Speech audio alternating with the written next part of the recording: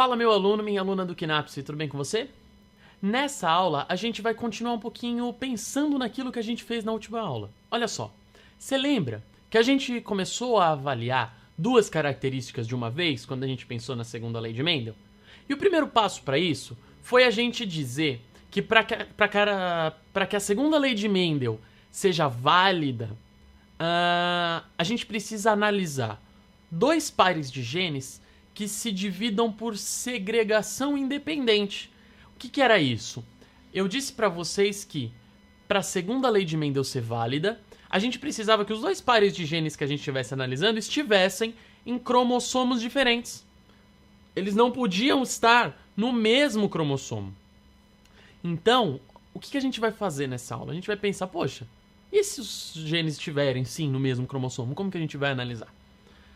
Lembra o seguinte, quando a gente analisou a formação dos gametas para fazer o cruzamento daquele duplo heterozigoto na segunda lei de Mendel, a gente fez a combinação das possibilidades de formação daqueles cromossomos. Ou seja, a gente avaliou como que isso vai dividir durante a meiose e como que a gente vai poder, quais são as possibilidades de existência dos gametas.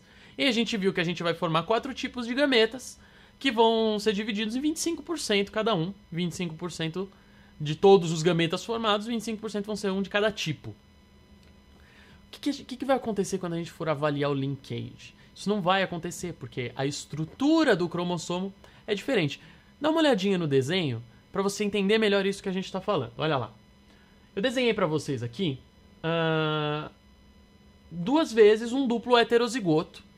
E esse duplo heterozigoto, ele pode acontecer de 2 formas na sua estrutura cromossômica. Dá uma olhada aqui, ó. Um caso de segregação independente e um caso do que a gente está dizendo hoje, que não há segregação independente, a gente vai chamar por esse nome em inglês, linkage, quer dizer ligação aí, os dois genes estão ligados. Então olha só, quando eu vou formar os gametas nesse caso, segregação independente, a separação dos cromossomos homólogos para o gene A não depende da separação dos cromossomos homólogos para o gene B. Eles estão em cromossomos diferentes, então eu posso pegar esse A com esse B, esse A com esse B, esse A com esse B, tanto faz o que eu vou fazer. Tanto faz a composição final dos gametas, todas elas serão possíveis, todas as combinações entre A's e B's aqui serão possíveis. Nesse caso, vai ser diferente, olha lá, eles estão no mesmo cromossomo. Então dá uma olhadinha, ó. Quando eu vou fazer a divisão de um duplo heterozigoto aqui por segregação independente, ou seja, os genes estão em cromossomos diferentes, eu posso pegar esse A com esse B e formar esse gameta, Azão Bzão. Eu posso pegar esse A com esse outro B e formar esse gameta Azão Bzinho. Eu posso pegar esse A com esse B e formar esse outro gameta Azinho Bzão. E eu posso pegar esse A com esse B e formar esse gameta Azinho Bzinho. Nada disso depende de um evento especial, nada disso depende de uma situação diferente. Todos esses gametas vão ser formados nas mesmas proporções. A gente vai ter 25% de cada um dos tipos. Agora olha esse outro caso, que é um caso de linkage. São 2 casos à parte aqui. Eu tenho esse caso, olha lá, um duplo heterozigoto, Azão, Azinho, Bzão, Bzinho. Só que na hora que eu vou separar os cromossomos homólogos, o que acontece? O Azão está grudado no Bzão. Então ele vai para um lado, Azão, Bzão. E o Azinho está grudado no Bzinho. Então ele vai para o outro lado, Azinho, Bzinho. Eu não consigo separar ou combinar Azão com Bzinho. Ou Azinho com Bzão, porque eles estão em cromossomos separados aqui, ó. Na hora que eu vou fazer a divisão, Azão obrigatoriamente tem que ficar junto com Bzão. Azinho obrigatoriamente tem que ficar junto com Bzinho. E eu formo só 2 tipos de gametas, que nessa situação vão ser 50% de cada um. Agora olha o outro cromossomo, o cromossomo que está do lado dele. Eu tenho Azão e Bzinho no mesmo cromossomo. Azinho e Bzão no mesmo cromossomo. O genótipo desse indivíduo continua sendo Azão, Azinho, Bzão, Bzinho, duplo dominante da mesma forma. Só que na hora que eu vou fazer a separação dos cromossomos homólogos para formar o gameta, o Azão está grudado com o Bzinho, então eu formo o gameta Azão Bzinho. E o Azinho está grudado com o Bzão, formou o gameta Azinho Bzão. Eu não formo o gameta Azão Bzão ou gameta Azinho Bzinho. Eu formo 50% desse primeiro tipo, Azão Bzinho, e 50% desse segundo tipo, Azinho Bzão.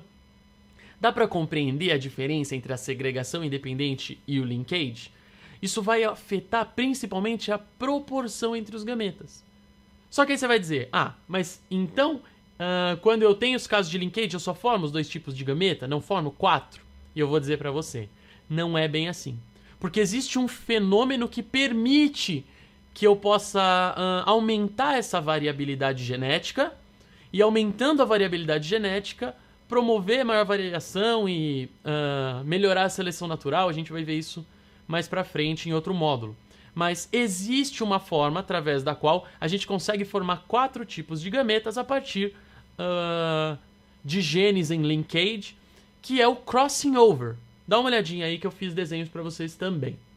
Olha só, eu fiz aqui, montei de novo esse par de cromossomos que tem os genes ligados, ou seja, eu tenho o gene A e o gene B no mesmo cromossomo, portanto um caso de linkage.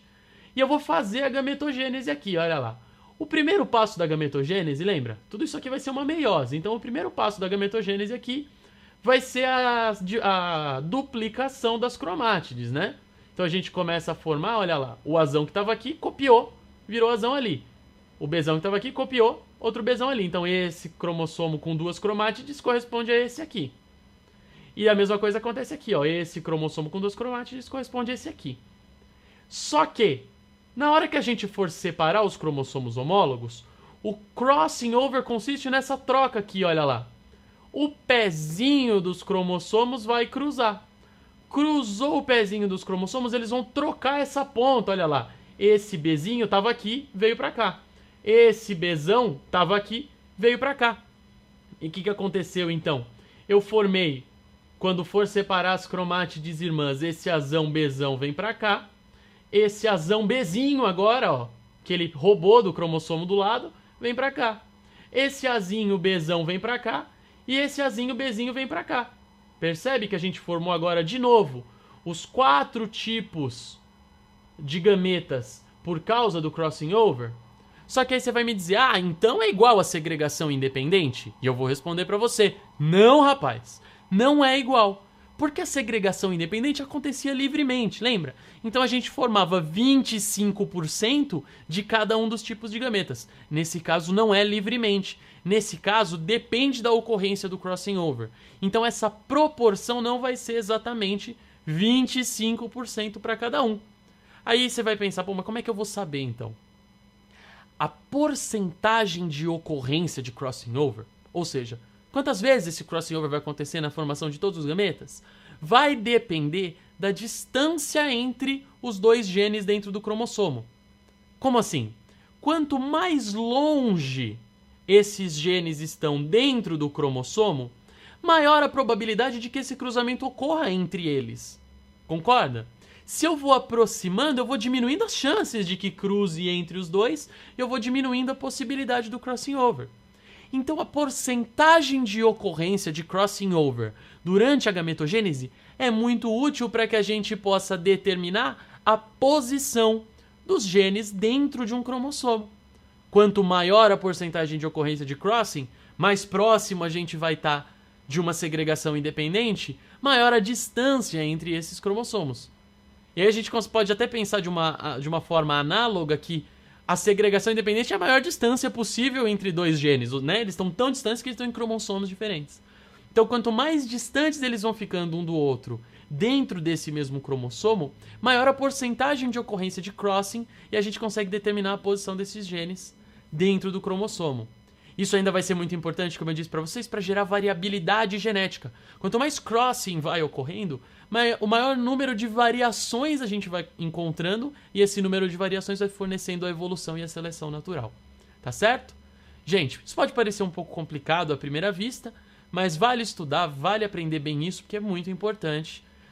Não esquece de curtir a nossa página no Facebook, se inscrever no canal, deixar o seu comentário aqui embaixo, avaliar o vídeo, e a gente se vê na próxima aula. Um abraço e até lá!